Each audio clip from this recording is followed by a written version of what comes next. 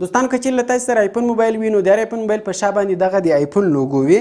نو آیا دوستان تاسو خبر یاست چې له دغه لوګو چې اوس تاسې بټن جوړولی سئ، یعنې دغه لوګو ته که بیا تاسې هر کار وروښوئ نو دغه لوګو به بیا هغه کار کوي. که چیرې تاسو د کیمرې کار وروښوئ بیا کله هم تاسو په دغه لوګو باندې کلیک وکړئ نو تاسو ته په موبایل کې کیمره خلاصېږي. که چیرې تاسو د سکرین شاټ کار وروښوئ بیا کله تاسو په دغه لوګو باندې کلیک وکړئ نو تاسو ته په موبایل کې سکرین شاټ اخیستل کېږي.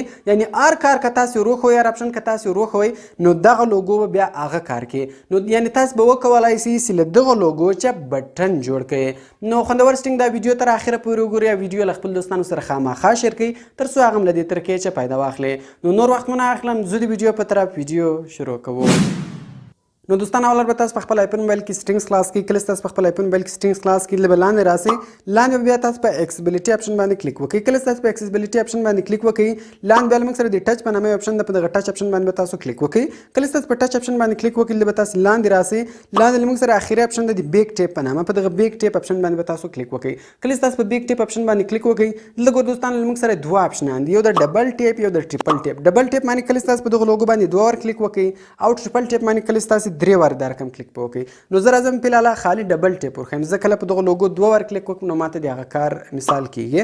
نو سمپل به تاسو په ډبل ټیپ باندې کلیک وکړئ. کله تاسو په ډبل ټیپ باندې کلیک وکړئ نو ګور دوستانو دغه ټول اپشنان ورښولی سئ. کوم چیرې کیمره وروښولې بیا به تاسو ته کیمره خلاصېږي، کوم کنټرول سنټر وروښوئ تاسو ته به کنټرول سنټر راځي، کوم یې هوم وروښوئ تاسو ته به هوم سکرین راځي. نو یعنې دغه ټول اپشنان تاسو ورښولی سئ.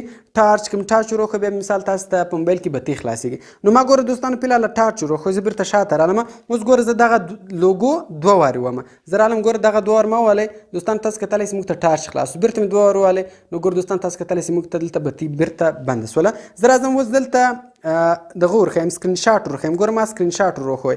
اوس ګوره دوستانو زه له دې ځای څخه سکرین شاټ اخلم یا زه له هوم سکرین څخه سکرین شاټ اخلم. ګوره زه کله هم په دې ور جې باندې دوه ور کلیک وکړم نو ګوره دوستان تاسو کتلی سئ موږ سره له سکرین څخه سکرین شاټ واخیستل سو. یعنې دغه ټول اپشنان تاسو ورښولی سئ. یعنې دوستانو اوس تاسو له دغه لوګو چې بټن جوړولی سئ دغه په دغو اپشنانو کې هر کار ورښوئ نو بیا به تاسو ته دغه لوګو سیده د بټن کار کوي او دغه اپشن به تاسو ته راړئ. نو دوستانو ډېره خوندوره طریقه ده، کوم چیرې ویډیو خوښه سوي ویډیو در سره لایک کړئ، له خپل دوستانو سره خامخا شیر کړئ او د داسې نور ښایسته ښایسته ویډیوګانو لپاره زموږ چینل سبسکرایب کړئ ځکه موږ هره ورځ هغه رقم ښایسته ښایسته ویډیوګانې په خپل چینل کې اپلوډ کوو. نو ملاوي په نور ښایسته ښایسته ویډیوګانو کې په دعاګانو کې مې یاد ساتئ. د خدای په امان.